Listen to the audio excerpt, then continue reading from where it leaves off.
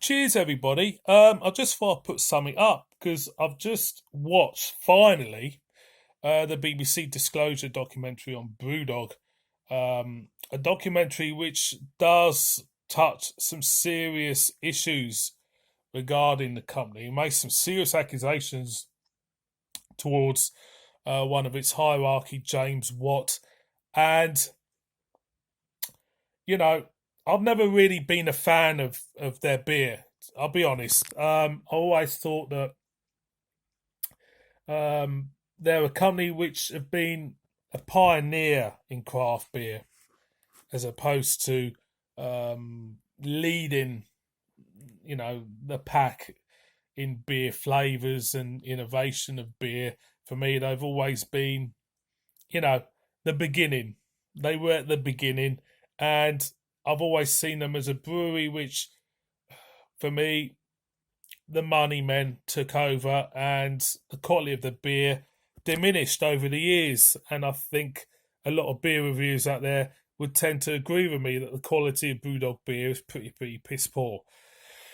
So when you see a documentary making accusations about their share scheme, the way it's run, questioning the integrity of its two owners, especially James Watt,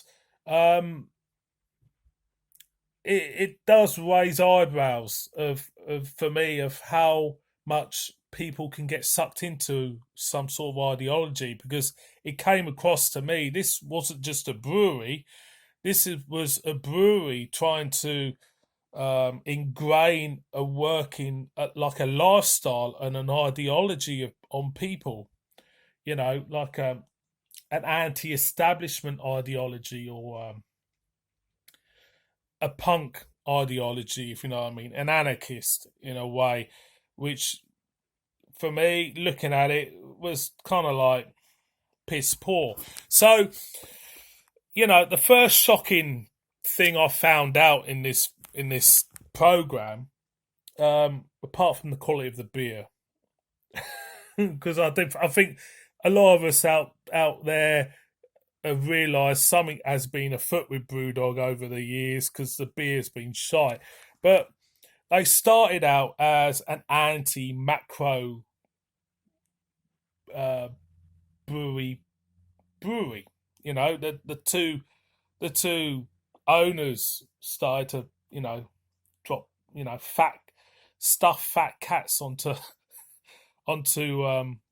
the city of London and that, and their aim was to push the marketing boundaries of their beer. I think to shock people in a way, and to make them stand out from the rest.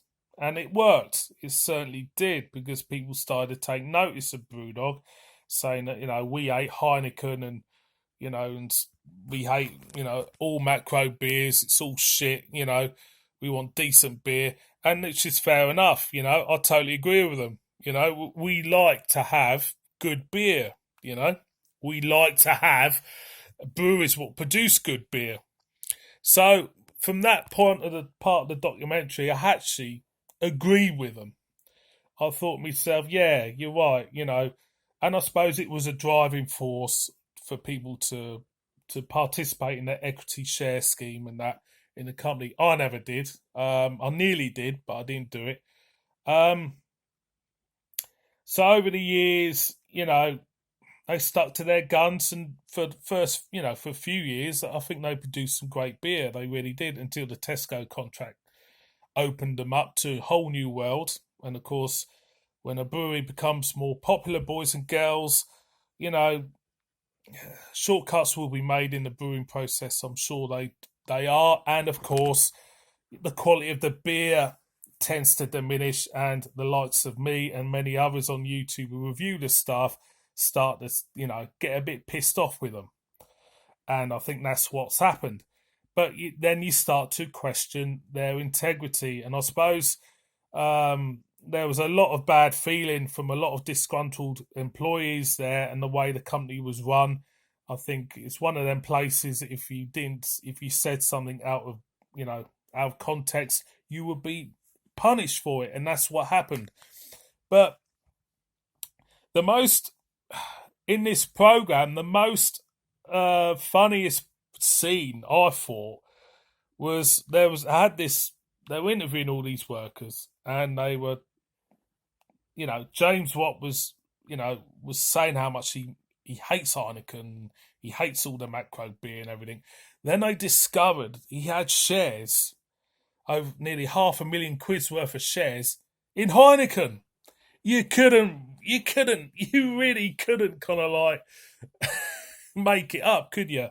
And there's a scene in this documentary which made me laugh because there was this loyal worker who got sucked into the ideology of BrewDog, of that them being an anti-establishment, against the grain type of brewery.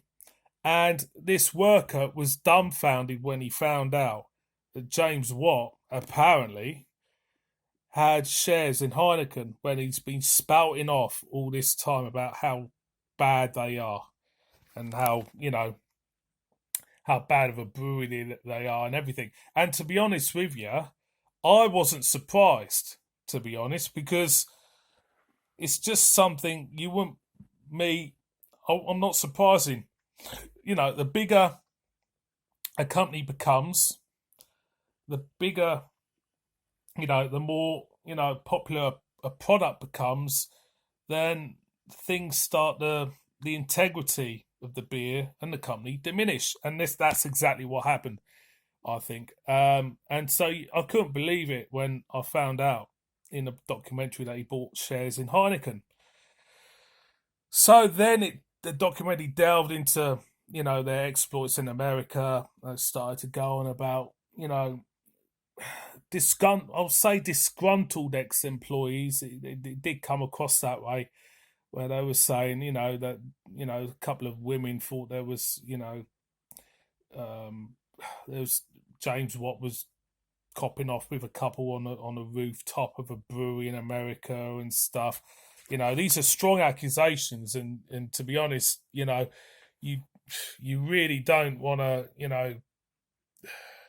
go down that route unless you really have got,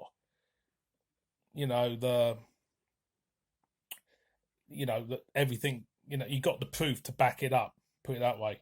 So it made an interesting watch. I got to the point where I got a little bit bored with it. I didn't watch the rest of it, to be honest, because it turned into a slag fest. So what do I think of BrewDog now? How will they survive from this?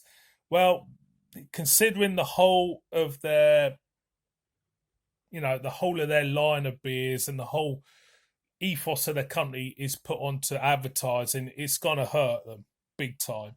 Would they survive?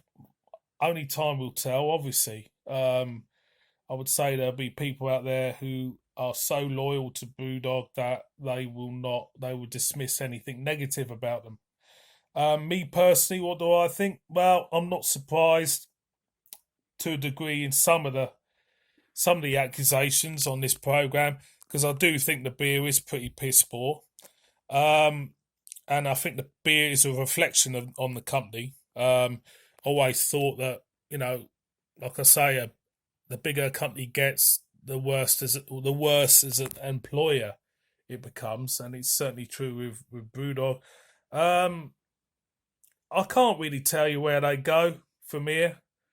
They made a lot of money, these two guys, and I don't begrudge them that. They've been very clever with it. They've been clever in making their money, and they've done it. But as far as all these accusations go by, then, I can't really say more about them. It's down to, lawyers and stuff. But it made an interesting watch to a degree. But I think people should really kind of make up their own minds, take it with a pinch of salt. And there you go. So, see you in the next one.